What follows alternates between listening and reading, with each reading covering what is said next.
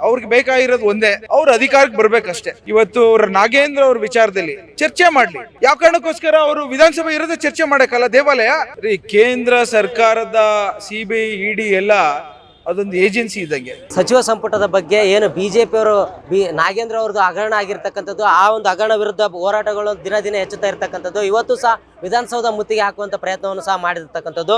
So ಇದ್ರ ಬಗ್ಗೆ ಇನ್ನಷ್ಟು ಮಾತನಾಡಲು ನಮ್ಮ ಜೊತೆ ಕುಣಿಗಲ್ ಶಾಸಕರಾಗಿರ್ತಕ್ಕಂಥ ರಂಗನಾಥ್ ಸರ್ ಅವರು ಇದ್ದಾರೆ. ಸರ್, ಮೊದಲನೇದಾಗಿ ಇವತ್ತು ಏನು ವಿಧಾನಸೌಧ ಮುತ್ತಿಗೆಗೆ ಬಿಜೆಪಿ ಅವರು ಪ್ರಯತ್ನ ಪಟ್ಟರು, ಅದ್ರ ಬಗ್ಗೆ ಹೇಳೋದಾದ್ರೆ ಏನು ಹೇಳ್ತೀರಾ ಸರ್?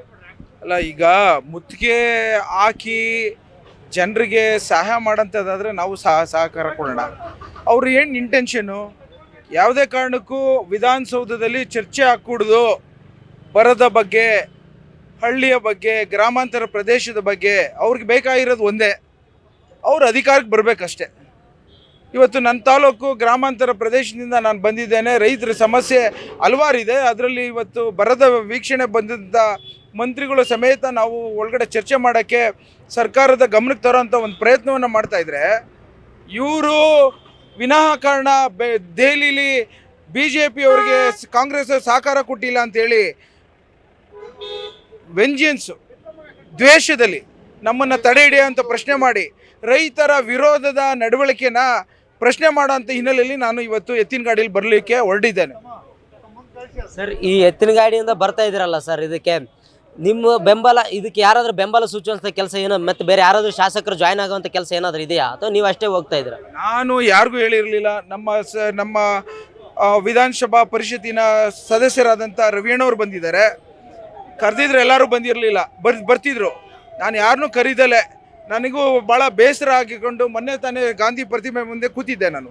ಇದು ಯಾವ ರೀತಿ ನಮಗೆ ಚರ್ಚೆ ಮಾಡಲಿಕ್ಕೆ ಅವಕಾಶ ಮಾಡೋಂಥ BJP ಅವ್ರಿಗೆ, ಭಾರತ ದೇಶದ ಕೇಂದ್ರ ಸರ್ಕಾರದ BJP ಪಕ್ಷದವರು ಅವ್ರಿಗೂ ಒಂದು ಸಂದೇಶ ಕೊಡಬೇಕು ಅಂಥೇಳಿ ನಾನು ಈ ಪ್ರಯತ್ನ ಮಾಡ್ತಾ ಇದ್ದೀನಿ. ಸರ್, ಒಂದು ಕಡೆ ರಾಜ್ಯಾದ್ಯಂತ ಬರಗಾಲ ಪರಿಸ್ಥಿತಿ ಉಂಟಾಗಿರ್ತಕ್ಕಂಥದ್ದು, ಇದರ ನಡುವೆ ಸೆಷನಲ್ಲಿ 6 ದಿನದಿಂದನೂ ಬರೀ ಕೇವಲ ನಾಗೇಂದ್ರ ನಾಗೇಂದ್ರ ನಾಗೇಂದ್ರ ಅಂತ ಇರ್ತಕ್ಕಂಥದ್ದು BJP ಅವರ ಸ್ಲೋಗನ್ ಆಗಿಬಿಟ್ಟಿದೆ. ಏನು ಹೇಳ್ತಾರೆ ಸರ್ ಓವರಾಲ್ ಆಗಿ, ಬೇರೆ ಚರ್ಚೆಗಳಿಗೆ ಅನುವು ಮಾಡಿಕೊಡದೇ ಇರೋದಕ್ಕೆ?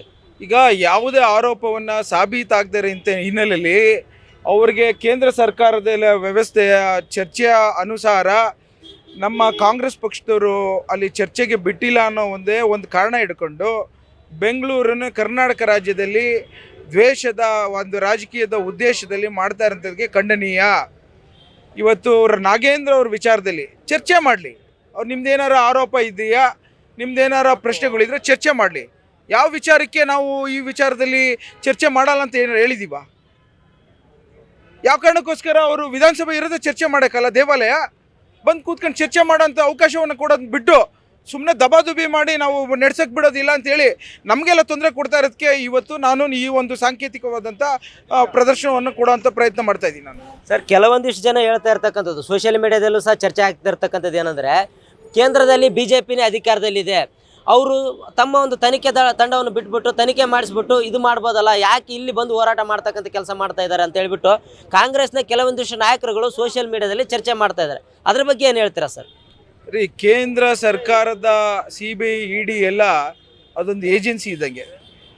ಅವರು ಸರ್ಕಾರ ತರಲಿಕ್ಕೆ ಒಂದು ಪ್ರಯತ್ನ ಮಾಡ್ತಾರೆ ಹೊರತು ಪಾರದರ್ಶಕವಾಗಿ ಮಾಡಿರೋಂಥ ಇತಿಹಾಸ ಇಲ್ಲ. ಆ ಕಾರಣಕ್ಕೋಸ್ಕರ ಇವತ್ತು ನಮ್ಮಲ್ಲೇ ಆಫೀಸರ್ಸ್ಗಳು ಮಾಡ್ತಾ ಇದ್ದಾರಲ್ಲ, ನಮ್ಮಲ್ಲೇ SIT ಸ್ಟ್ರಾಂಗ್ ಇದೆ, ನಮ್ಮ ಪೊಲೀಸರ ಮೇಲೆ ನಮ್ಗೆ ನಂಬಿಕೆ ಇಲ್ವಾ? ಸೊ ಹಾಗಾಗಿ ಅದು ಆರೋಪಿ ಏನಾದ್ರು ಸಾಬೀತಾದರೆ ಡೆಫಿನೆಟ್ಲಿ ಅದನ್ನು ಏನು ತೊಗೋಬೇಕು ವರಿಷ್ಠ ನಿರ್ಧಾರ ತೆಗೆದುಕೋತಾರೆ.